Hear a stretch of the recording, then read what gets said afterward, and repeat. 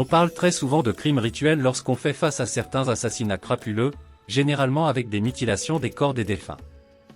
Il ne se passe plus un mois sans qu'on entende une de ces histoires provenant au moins de l'un de nos pays. Des femmes ou des hommes sont retrouvés morts, avec le sexe manquant, ou la langue manquante ou les deux à la fois ou d'autres organes. On évoque des sectes et les diverses conditions qu'elles fixent comme étant les principales sources de ces abominations. Pourtant, certaines des exécutions les plus lucifériennes sont de nature économique et sont perpétrées uniquement pour de l'argent en espèces. L'histoire d'aujourd'hui nous emmène vers une femme d'un autre monde.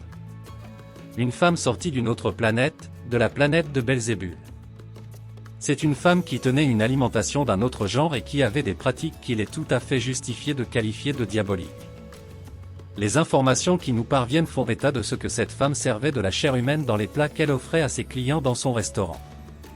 Elle enlevait ou kidnappait les petits-enfants qu'elle tuait, découpait et transformait en brochettes ou en viande fumée qu'elle servait dans les plats présentés à ses clients. Son véhicule était son principal outil de chasse. Son restaurant, qui n'avait rien d'un restaurant de luxe, attirait beaucoup de clients et était très fréquenté. Vous pouvez voir sur ces images les jolis plats qu'elle servait avec de la chair humaine.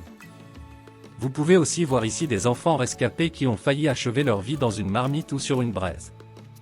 Ces enfants qu'on peut voir dénutris et amaigris auraient été sauvés de justesse d'une exécution de leur bourreau d'un autre genre. Finalement, en retenant votre respiration et votre cœur, vous pouvez voir ici les restes d'un enfant complètement fumé. Même si l'histoire nous raconte que la femme a été arrêtée comme nous le montre cette image, cette histoire doit nous questionner. Devons-nous continuer de manger de la viande n'importe où, dans des restaurants bizarres, en bordure de route et j'en passe? On comprend de cette histoire qu'il y a probablement des gens dans cette ville qui, sans le savoir, ont mangé leurs nièces, leurs neveux, voire les fils ou filles dans ce restaurant. Pour être plus dur, disons qu'ils ont même peut-être demandé de doubler la quantité de viande dans le plat. Vous imaginez, votre enfant disparaît, vous le cherchez sans repos pendant toute la journée avec l'aide de la police. Le soir venu, parce que vous avez passé la journée à marcher partout, vous allez dans un restaurant manger pour retrouver des forces. Et là-bas on vous sert votre propre enfant dans le plat et peut-être vous mangez en expliquant à la restauratrice que vous êtes dehors depuis le matin pour votre enfant. Elle vous propose une bière en plus. Quelle cruauté! Où va le monde? Qu'est-ce qui peut pousser un être humain à se lancer dans ce genre de pratique? Est-ce que l'appât du gain à lui seul peut pousser un humain à se transformer ainsi en un monstre froid? Les spécialistes parlent souvent de maladie mentale, mais une maladie mentale qui te pousserait à vouloir devenir milliardaire avec la chair des enfants de la ville est-elle vraiment une maladie? Depuis que cette femme a été arrêtée, ses clients sont tous en pleurs et presque malades. Ils n'en reviennent pas de savoir que dans leur ventre se trouvent plusieurs enfants disparus de la ville.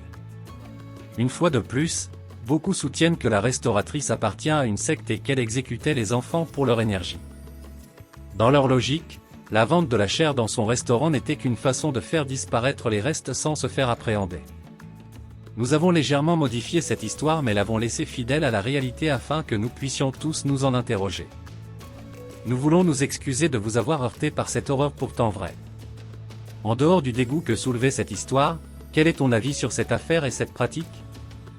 Es-tu du même avis que les femmes qui profitent de cette histoire pour rappeler à leurs hommes et à leurs enfants d'apprendre à manger à la maison? Quel genre de punition devrait d'après toi être infligée à ce genre d'individus? Un asile psychiatrique, la prison à vie, une exécution sur la place publique? Le travail forcé? Une délivrance à l'église ou à la mosquée? Un lavage au village? As-tu déjà suivi ce genre de pratique? Est-ce que tu es encore capable de manger des brochettes en bordure de route dans des villages perdus? Ou de manger de la viande dans des restaurants qui ressemblent plutôt à des taudis mais dans lesquels curieusement la viande semble très moins chère? Merci de nous laisser tes commentaires. Abonne-toi si ce n'est encore le cas et surtout like et partage.